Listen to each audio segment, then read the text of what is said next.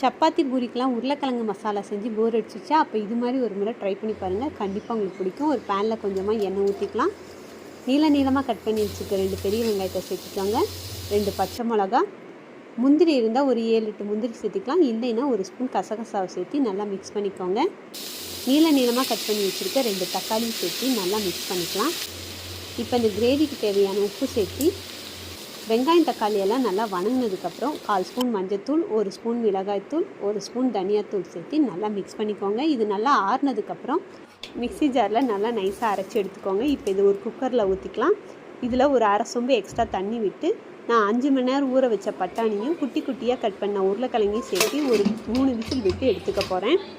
இப்போ கடைசியாக அரை ஸ்பூன் கரம் மசாலா தூவி இறக்குனிங்கன்னா சூப்பரான சுண்டல் உருளைக்கிழங்கு கிரேவி நல்லா திக்காக நம்மளுக்கு கிடச்சிருச்சு. இது பூரி சப்பாத்திக்கெலாம் சூப்பராக இருக்கும். இது மாதிரி வீடியோஸ் பார்க்கணுன்னா நம்ம சேனல் லைக் பண்ணுங்கள், சப்ஸ்கிரைப் பண்ணுங்கள். தேங்க்யூ.